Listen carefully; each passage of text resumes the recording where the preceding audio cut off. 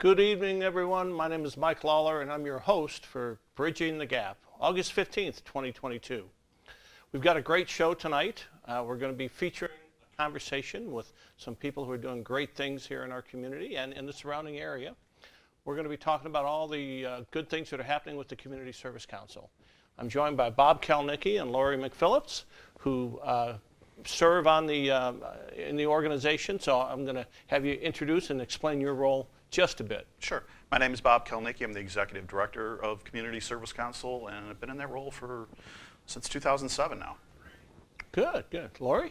Sure, Laurie McPhillips, and I'm a board member. I've been on the board for 3 or 4 years. It goes by quickly because there's a lot going on there. Yes, yeah, it does go by. So, yeah, 2007. That has gone by a little too quickly for us, right? Very quickly. So the Community Service Council has been around for a while, and I'm going to let you both kind of chime in and kind of give us a little background as you feel comfortable, but you're on the spot. So give us the history of this Community Service Council. Sure thing. So Community Service Council was actually founded back in 1978, and it was a compilation of 2 agencies in Bolingbrook and Romeoville that were basically doing the same thing, providing some redundant services. So the 2 agencies came together, took on the name Community Service Council of Northern Will County. Their home has drifted around for many years. For many years it was donated space either from the Village of Bolingbrook, DuPage Township, and then in 2013 we got to a point where we were able to self-sustain, for lack of a better word, and we opened up our own office space on Quadrangle Drive. And so we've been there since 2013. We expanded our offices in 2018. And throughout all those years, we have focused on providing housing counseling services as well as clinical counseling services. So what that means is for families that are maybe facing a foreclosure, don't know how to pay this month's rent, they could give us a call, they can reach out to us. And we can work with their bank, work with their landlord. Recent years, we have many pots of funds available to us from different partner organizations, so we can provide some direct financial assistance as well. Additionally, like I mentioned, we have clinical counselors on staff, so we are also dealing with personal life problems, behavioral issues with teenagers, couples counseling, drug addiction issues. We also have a very strong relationship with the Will County court system, and we have a domestic violence program in place, which is our partner abuse intervention program, where we deal with the offenders. So if you know anything about domestic violence, a little bit of the genesis of it, it's usually repetitive in a family, and it travels through generations, the cycle, and we're there to try to break that cycle. So those are the big areas that we focus on, and those have been our core areas since we started in 1978. Okay. I'm going to switch. So Laurie, you've known about Community Service Council for a while. How did you first come into contact and then decide to join the board? Sure. So I worked for the county for about 27 years, and one of our county board members worked for CSC. And so I talked to her all the time, and so I was very familiar with what they did. And then I knew Bob when he took over, the executive director. And the thing about CSC is that there's longevity there, and I think that speaks highly of an organization, both on the board and for the employees as well. There's a lot of longevity, and they really believe in the organization. So Bob had reached out to me when there was an opening on the board. And there's a lot of board members that have been there for a long time, so it didn't seem like there was a lot of openings usually, so I was flattered to be invited to join. And being a realtor too, I'm into the housing, and I was involved with, or I am involved with Habitat for Humanity as well, so it's a good relationship and a good fit. And I want to come back and talk about that, because one of the key things that I think is very important is, there's so many different areas where someone may need some assistance. And there's different organizations that are serving different needs. And the key that I've talked about with different organizations who've come on this program over the years is how do you cohabitate, how do you work with other organizations trying to get things done as a partnership to provide, maybe some collaboration and provide some services, maybe some crossover. So I want to talk a little bit about that. Your Habitat for Humanity, that's a great organization, and I want to hear about that. So how did you get involved? You 2007, executive 2007. director. How did you find your way here? One of my favorite stories, actually. I had known Carol Penning for a few years. She was board president at the time, still is. And she had asked me to come on and help. The Promenade had just opened, and Macy's was looking to give out some grants to local nonprofits, and she asked me to help with the grant as a volunteer, which I did. And then she invited me to a board meeting. We got the grant, by the way, from Macy's. Good. Congratulations. So I was 1 for 1. And so, she invited me to a board meeting, started talking up the organization and such. And at the time I was working a consulting position out of my home, so I wasn't in an office, managed my own time. And it was mid-2007, she called me into her office and was talking to me about the CSC and stating how they had gone through some very difficult times in the early 2000s. They went for about 10 years without an executive director. Wow, yeah, I do remember that. Yeah, so the board was handling day-to-day functions for a long time. And she was talking up the organization and saying we've reached a point where we can hire an executive director on a part-time basis and limited hours per month, but we're ready to take that next step.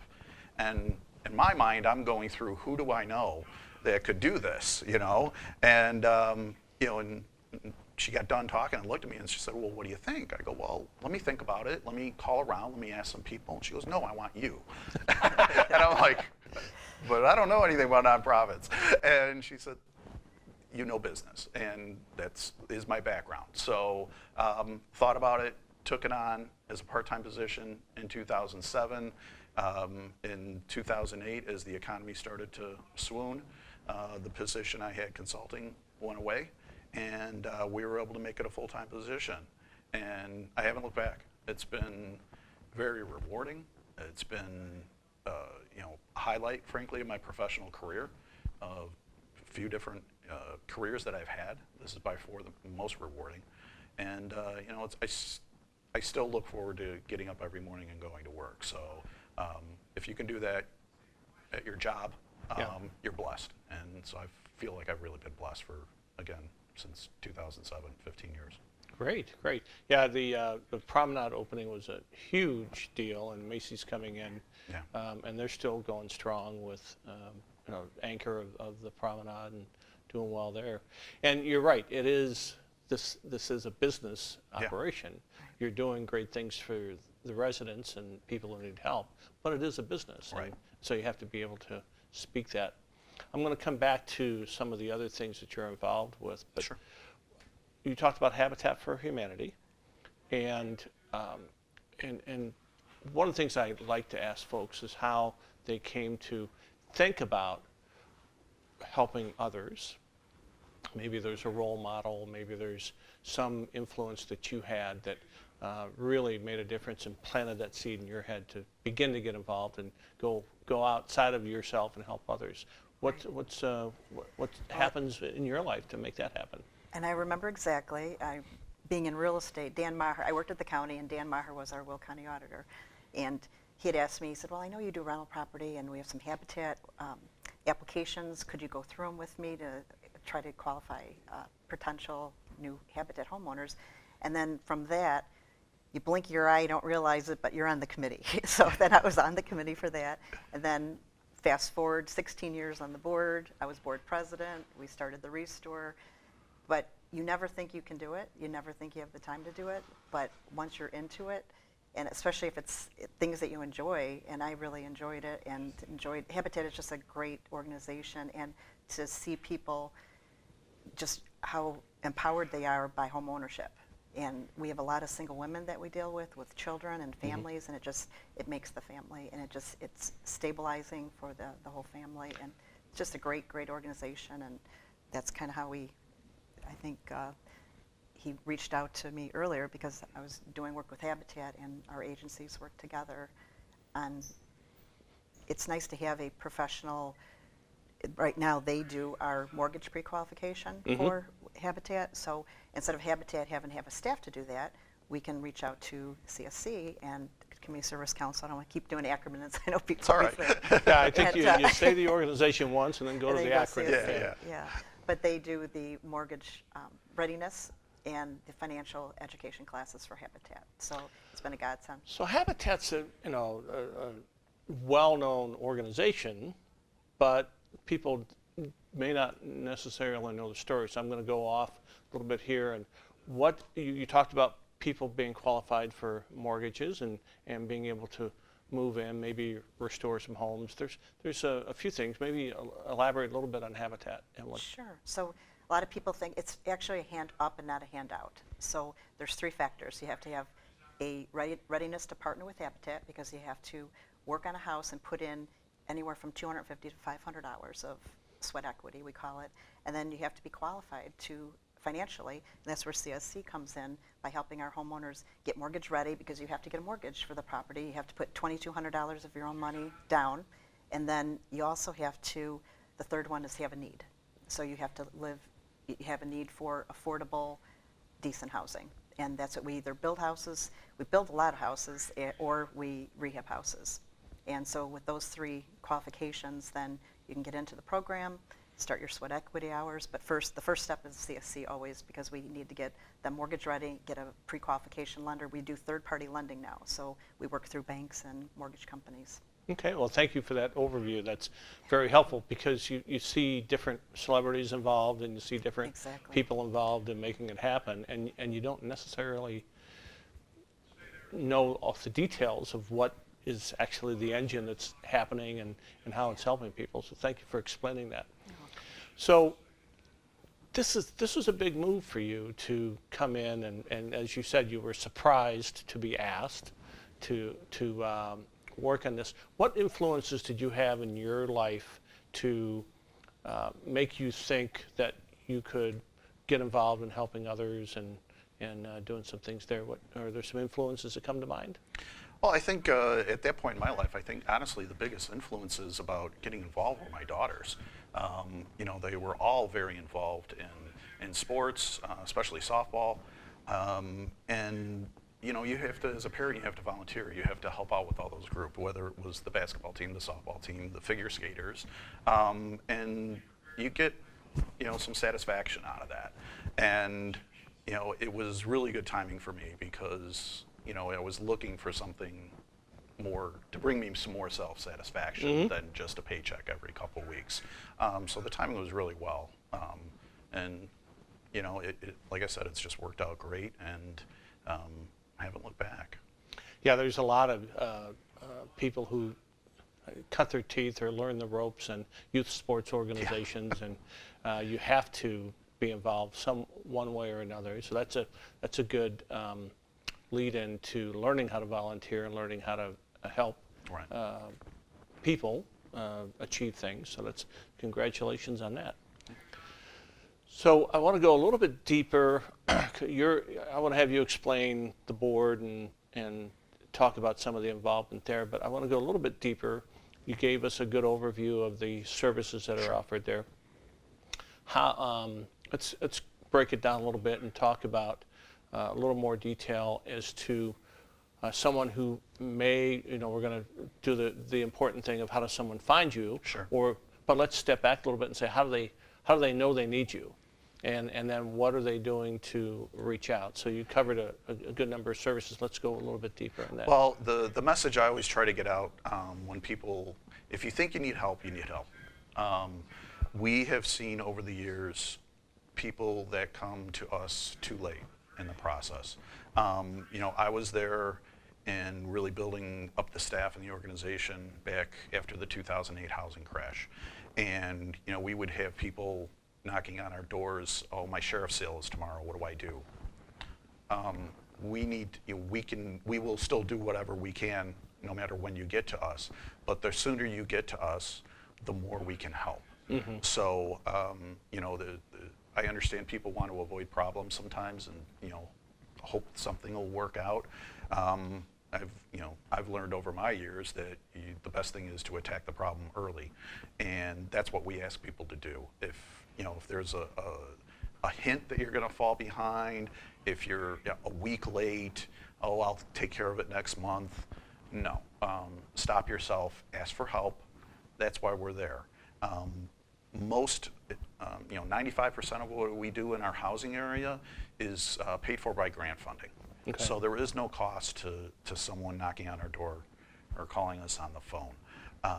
The clinical counseling area that same thing, come to us early. Relationship issues, especially drug and behavioral issues, you really want to nip those in the bud. Again, people are apprehensive about reaching out for help, but if you think you might need it, you probably do. So, please reach out to us. Our clinical services are provided on a sliding scale based on income. So we will go, down to zero if the people are destitute enough, and we will make it happen, and we will get them to get the help that they need. And the great thing is, we've talked about the partnership with Habitat, but CSC has partnerships throughout the county. We've been a United Way organization since our inception also. I would say probably 15% of our time, or our receptionist time, is directing a phone call to the right organization, and we're willing to do that. We're happy to do that. We are there not only to provide the services we can provide, but we want to connect people with the services they need, whether it's inside our four walls or somebody else's. So that's a great point. It's people, and we all experience this. I don't know where I need to go, right? And I just know I'm in a situation. And this happens in governmental agencies or a retail operation, whatever the situation is. You think you need, well, you need some help.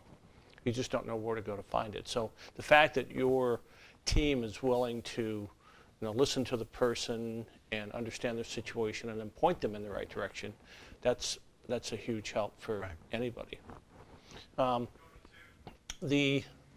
So the grant money comes in for mortgage assistance, and I'll call it, who really, we've talked about this, and this is not a knock on schools, but who really understands finances when they get into adulthood and what to do. And you might have someone giving you some advice, but so the programs, someone realizes that maybe they're in over their head or circumstances changed, they come and they work with you to get one, understand what's going on, and then two, how to work through it. Is that a good? And that's on the mortgage and the housing. Yeah, side. on the housing side, we have a program in place, and I'll talk about foreclosure right now because they are slightly different. But somebody coming to us in trouble, we're going to pull their credit with them. We're going to look at where their money is going every month. We're going to look for solutions that person can start taking action on immediately. But then the second half of that is that we have over the years developed a relationship with lenders and loan servicers.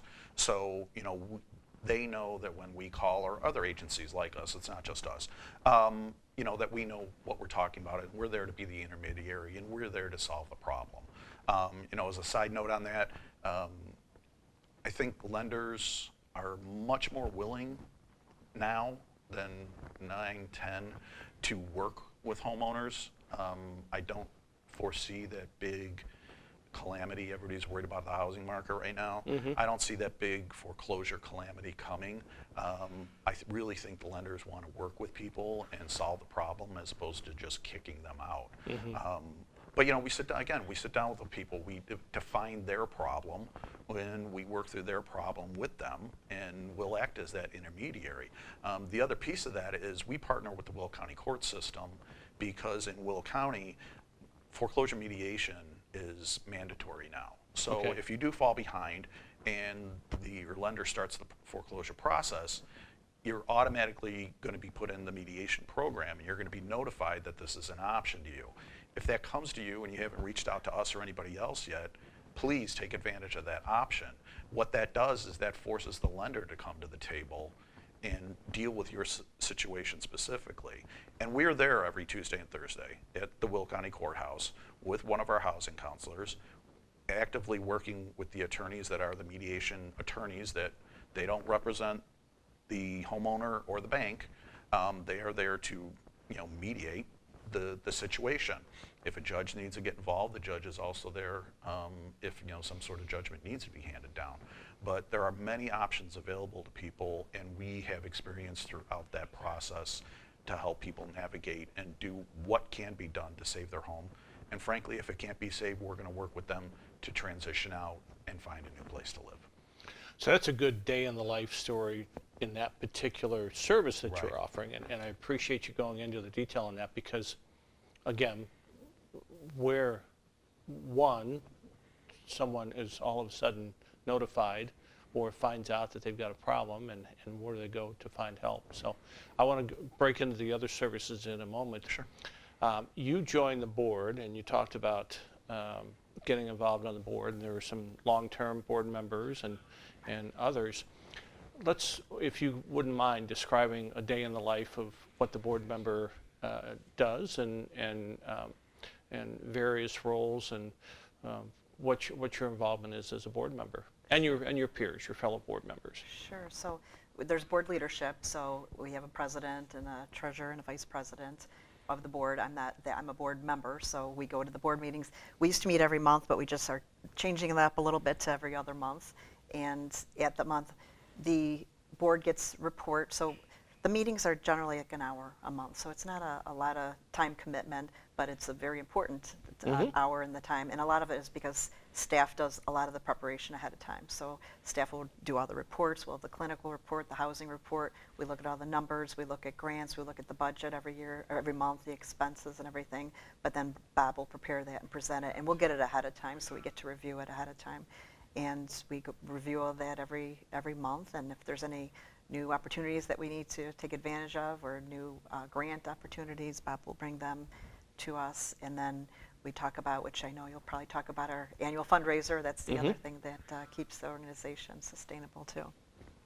Yeah, and we'll definitely, I've been to the events over the years and had some fun, and there's some other folks that I know that we've really enjoyed the events. Fundraising is key, and I want to come back to that because you've got a really interesting model of, you talked about grants and partnerships, and how do you raise money to enable the services to be delivered. So,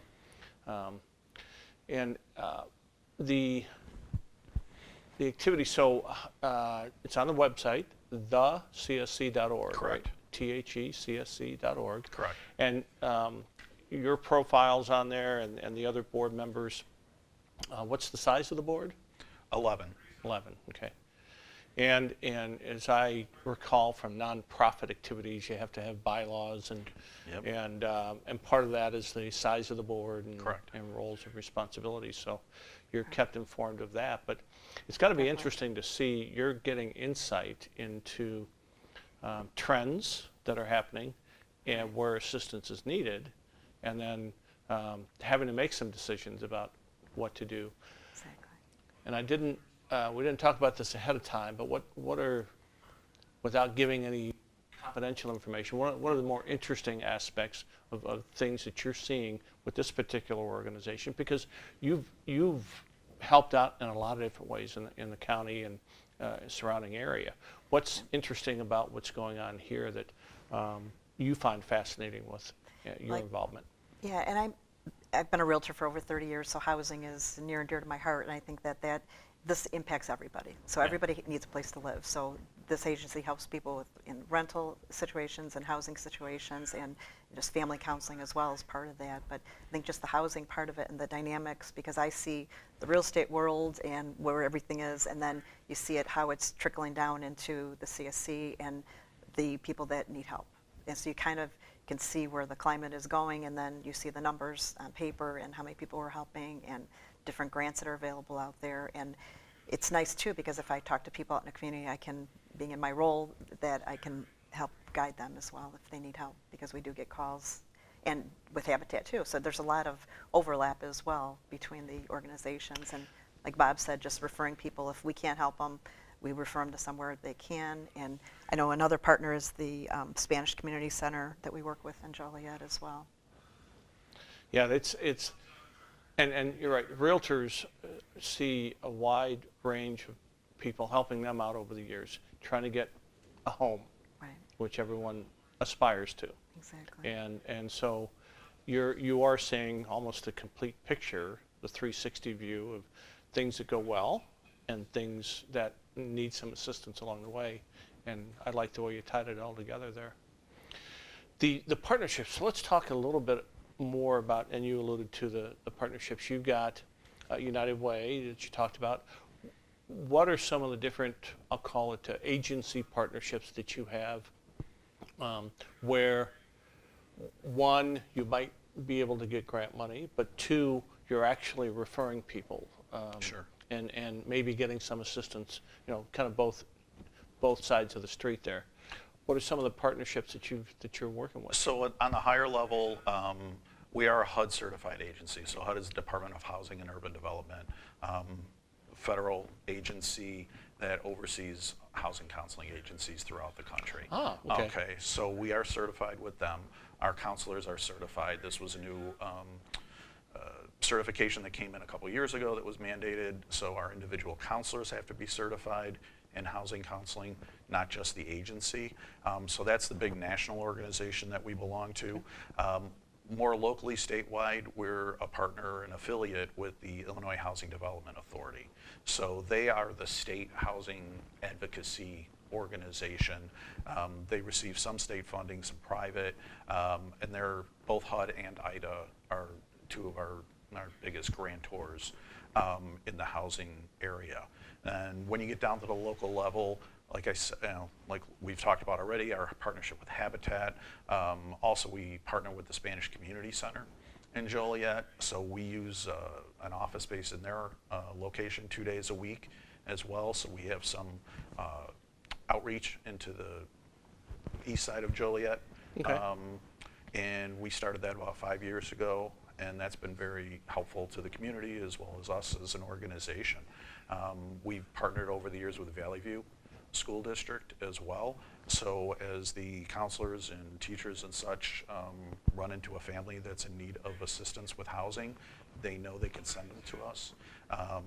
And those are the top ones I can think of off the top of my head that are really strong partnerships that we have going on. Yeah, I happen to know the folks within Valley View because they're another organization that I'm involved with kind of tries to raise money for their family centers and introduce people who want to donate and connect them to the family resource centers that they have in Valley View. So that's, and you reminded me, when you said it, you reminded me that, this one never knows where the need is going to come from. Right. And so that's important to have all those different connections and be having ongoing conversations. Yes. Someone can spot. I know what they were doing was trying to take away any reasons a child could not come to school, whether it be clothing or food or a situation where they didn't have a place to live. And so your partnership with them is very important in raising the family up and being able to get them the education they need. Right. And taking that away. There are some other services that you were providing, so let's do a little bit deep dive in there. You talked about counseling and addiction and some behavioral Sure. issues. Probably the courts are part of your partnership there? Definitely. So, like I mentioned earlier, we do partner with the Will County Courts in the domestic violence area, as well as DUIs. And so we, again, have our partner abuse intervention program, which focuses on breaking that cycle of violence in the family. So if, and it could be a man or a woman, we do have a women's group. If there is domestic violence going on in the family, basically our program, and there's a couple others around like ours, but that program is basically their last step before they get sent to jail. Okay. They've reached that point in the situation. And if they get assigned to us, an evaluation is done, and then they are placed into one of our groups, which is a 28-week course. and they are obligated to be there every week. They are responsible for payment. They are responsible for payment of the evaluation. And then at regular intervals, we as an organization report back to the judge as to their progress. And ultimately, if they meet all the criteria that the judges set out, and they meet all the criteria of the program, then they graduate. And then the judge ultimately makes the decision on, maybe some parole or whatever other punishment may be involved. We also do DUI evaluations, and we do what is called Tier 1 counseling, which is a 10-hour program. The way I would equate it is kind of the first-time offender who kind of screwed up, and whereas Tier 2 and Tier 3 are much more clinical and beyond our scope. But we do those evaluations, and then from that evaluation, the determination comes whether it's Tier 1, Tier 2, or Tier 3. If it's Tier 1, they continue the classes with us. Tier 2 or Tier 3, we work with other organizations to refer them out to those organizations to get that higher level of counseling and help that they need. Good. Well, thank you for explaining it. And again, this is someone, I'm hoping that someone listening to this and viewing this understands that there's a variety of ways to get help. And as you said, the first thing is recognizing that help is needed, and going from there to reach out. I think we covered, so metrics or statistics or whatever.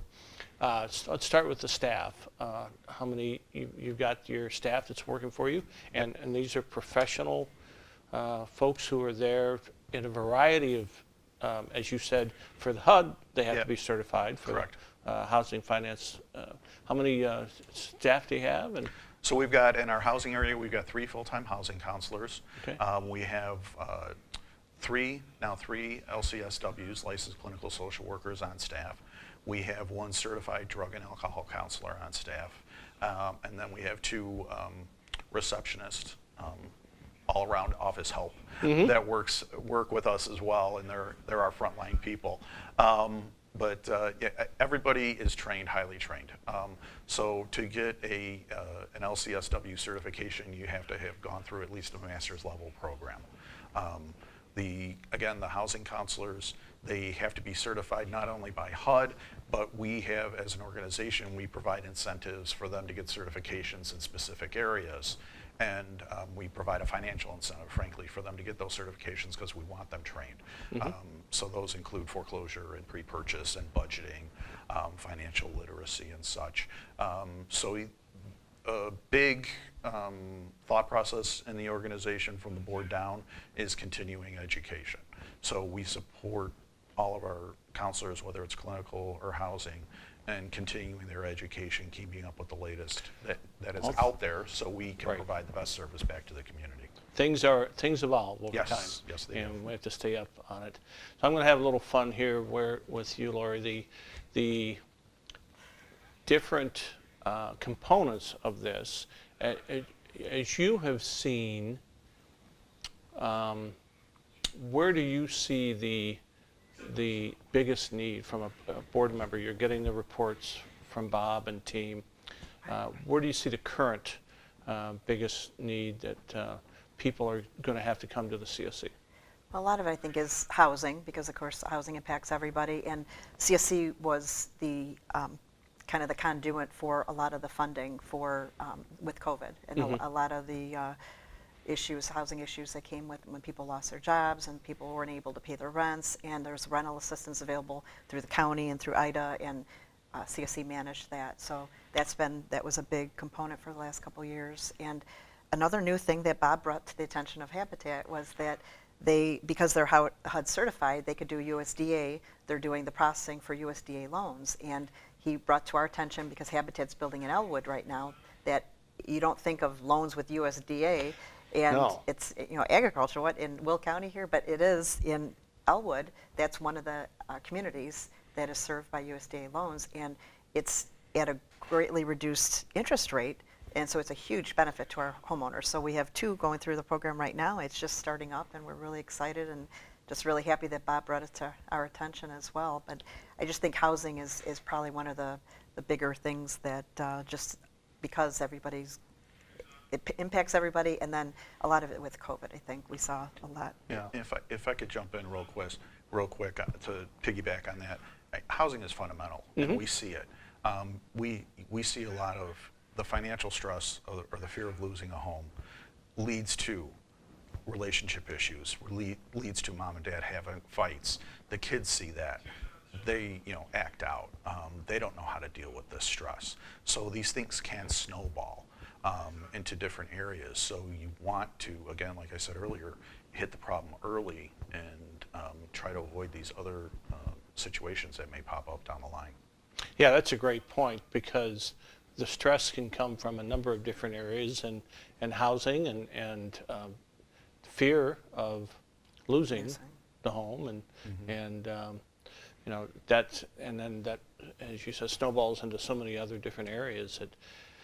And the fact that you're able to address all of that and help people who are dealing with it in different ways is a huge difference maker in the community. And it's renters and homeowners, so it's anybody that's living, because a lot of people think, well, I don't own my home, but if you're a renter, you're still impacted, and we can still help.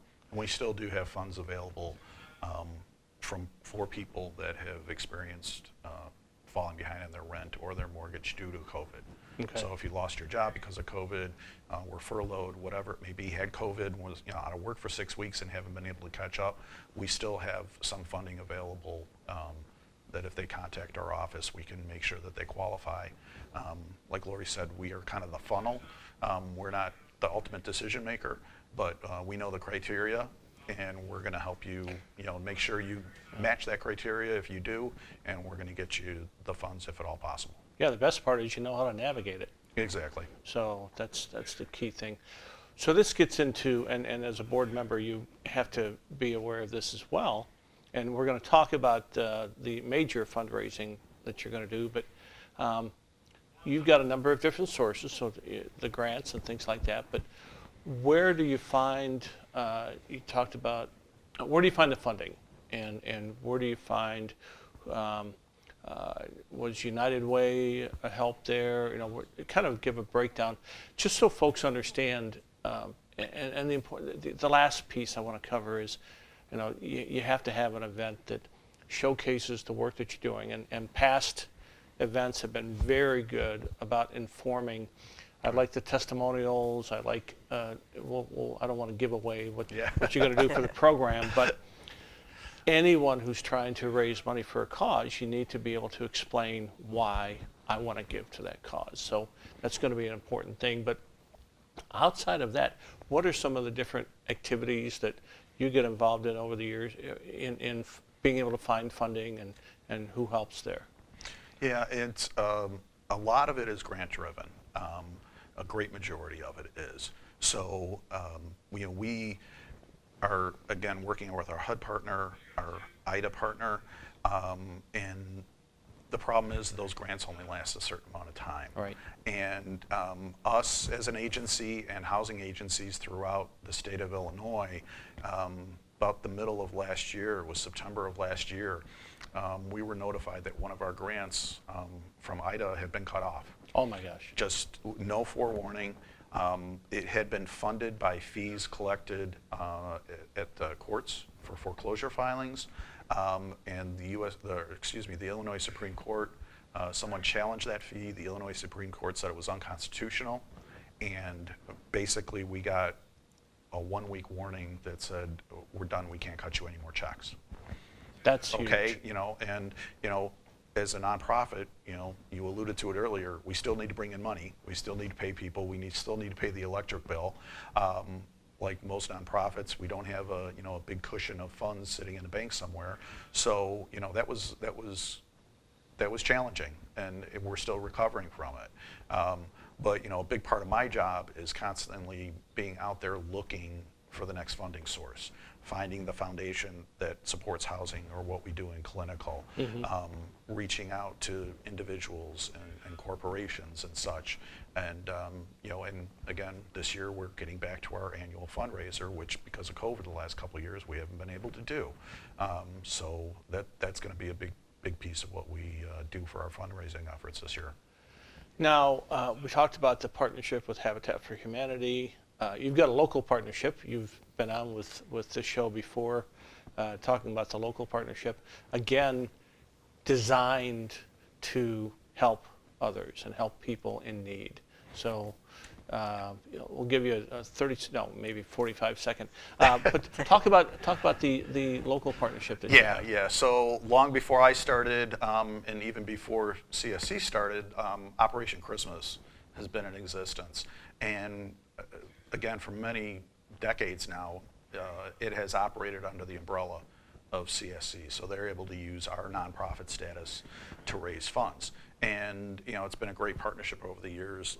Lee Bush Jr. and the Bush family have grown it over the last several years, and we have again continued to operate as their umbrella, and we're able to make connections. So when we see families that are coming in need, we can refer them to Operation Christmas, you know, at that time of year, and vice versa. You know, when those families are coming in to Operation Christmas for toys or clothing, we know, you know, that those people are in need. So we always have our information available for those people, so they understand that there's more resources out there to help them.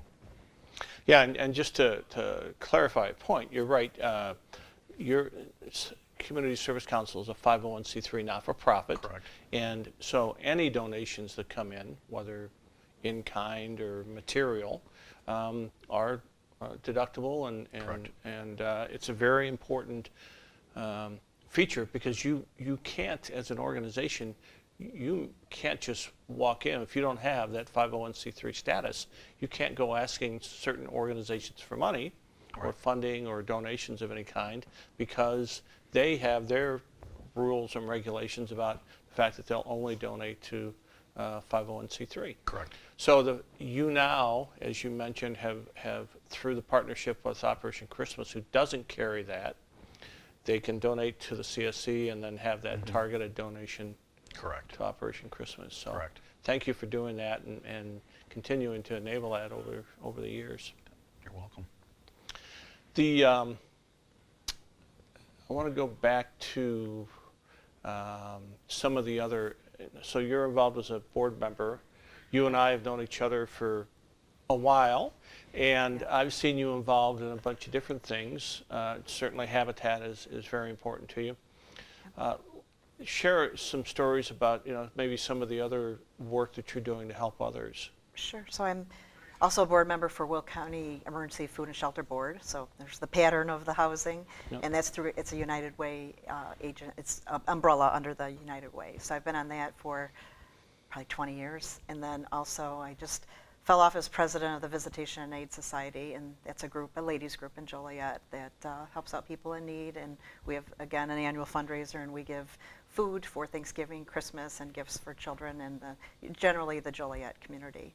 And then I was on Big Brothers Big Sisters for a while, and I'm on the Exchange Club right now of Joliet, and I'm the treasurer for the Exchange Club. So I've been that for the last 3 years, and so I've been like to give back to the community. And you know, as you mentioned before, people that think they don't have the time, and you do that, you make the time, and the time is there, especially when you're passionate about. Find something that you enjoy, being, you know, helping children, helping in housing, or helping in your community, and just even if it's an hour or a couple hours a month, it'll make a difference in someone's life. And thank you. I knew you were involved, and you have that heart that, you know, you've been providing that. The explanation, you know, the detail of what you just went through is inspiring. So thank you for the effort that you have been doing and will continue to do to help others. So that's an interesting part. You know, you've got to find someone, and it's getting harder, I think, to find people who are willing to come out and help. I think you've got a core of volunteers as well. You've got the board members. How do you make it happen? who is, and Operation Christmas has a number of volunteers. Right. How do you make it happen? How can someone, if they want to help, but maybe not as a board member, how can they help? They can help us get the word out. First and foremost, we've talked about that repeatedly tonight, is getting the word out on what we do. Financially, we're always looking for help. Like I said, we've had grant sources cut off midstream, many challenges through COVID that have shut down funding sources. So you can give through the website at thecsc.org. And again, I will put another shout out for Operation Christmas. They are 100% volunteer. So any of the donations, funding that they do receive goes right back out to the community. So it's everybody who volunteers, it's their own time, and they're not getting paid for that. Right. So anybody willing to step up, and especially during Christmas time, the next few months coming up, but year round, they've got things going on, and they're working in the background year round to get ready for the Christmas season. So again, calling our office, contacting us, we'll put you together with the right people, and we still have time if you want to volunteer to help our fundraiser too. We can have some people working the floor for our fundraiser. Yes. You reminded me, I did not ask you to give me the phone number yet. Oh yeah. So the number is 815-886-5000. And then, of course, the website, thecsc.org. And if you want to help, email us, you can email help@thecsc.org. And you can contact us that way as well. Yeah, there's a number of reasons to contact. One for services, but one also to volunteer. All right, so we've talked about funding. We've talked about the organization, the commitment that may be there. How often do you meet as a board? Monthly? Well, we were monthly. Now we're just Well, changing starting it to January 1st, they're going to go every other month, but through the rest of the year, it'll be monthly. Yeah, and I'm sure you get the word out in between meetings as to Oh, yeah. pertinent information that the board members need to know. Or so that's another good thing to know. If you wanted to be a board member, there is a certain amount of roles and positions, but that commitment of moving to every other month. I know organizations I know some meet twice a month, and different organizations like that. Outside of donations, so I want to come to the gala in a moment, but outside of donations, getting the word out, is there any other way someone could get involved? You're dealing, and I think I know the answer, but you're dealing with some pretty confidential information. Yeah, so we are. You just can't have people hanging around looking to do something in the office that day. Exactly. So, that's why our volunteer opportunities are really limited to the board, helping out Operation Christmas, fundraising. We will be looking at establishing an ongoing fundraising committee after this year's fundraiser is over. That is a goal that our board president, Carol Penning, has put out there. So we will be looking for volunteers to help with that as well, and to get more creative and look for fundraising ideas that can be tackled throughout the year, not just an annual fundraiser. Yeah, somebody could join the fundraising committee and help design different events that could occur throughout the year. So Correct. I like that move. That's an important thing, and it's an easy in for someone as well. Yeah. So let's talk about this event. It's been COVID. You haven't been able to get together. I was at the last one where Pat McGann was there, I believe, as the comedian. That was the first gala we did. So for many years, the organization did a Sunday brunch at the Levy Center. And then the first year we did an evening gala was the year, I believe that was the first year Pat McGann was there. And then we've had a couple since then, the last one in 2019. And it had been growing. COVID hit. Obviously, we had to shut down the in-person type event, and we decided, the board decided late last year that, hey, we're going to do this again. So coming up on September 16th, we're relaunching our evening gala. It's going to be at the Holiday Inn. It's going to be starting at 6:30, and our theme this year is the safari. So a lot of animals, tigers, elephants. A fun night. It is not a formal event. It is a casual event. If you want to dress up in safari clothes, you're more than welcome to. Good. And we'll have auction items. We will have a DJ for entertainment, a dinner, of course, as well. Carol will be handing out her annual President's Award. And that award recognizes someone who over the years has made a significant contribution to Community Service Council. Can't tell you who that is, No, because it's no, a surprise. you have to be there to... Got to be there Exactly. to find out. But again, it's September 16th at the Holiday Inn. We are looking for sponsors. We have sponsor levels from buying an ad in the book up to a $5,000 elephant sponsor, if you so choose. And again, all this information is on our website at thecsc.org. The banner right now is has got the picture of the gala. You'll see a giraffe and a tiger there, and if you click on that, it goes to the fundraiser page, and it has all the different sponsorship levels, as well as the ability to buy individual tickets, which we're selling for $65 per person this year. Okay, good. That's a good overview. So the opportunities for costume. Yep, yep. In this studio I have, and I could connect you with those folks, but we did a show one time where we had live animals in here. Oh. And reptiles. Oh, And and at the opening of the show, it shows one of those experiences. And so I was, I think the lynx got a little too interested, and I was holding a lynx, and it got a little too interested in one of the other animals. uh-oh. Uh-oh. And so I quietly handed the lynx back to the owner. And got them put back in their cage. There you go. Where it was best for them to be there. Yeah.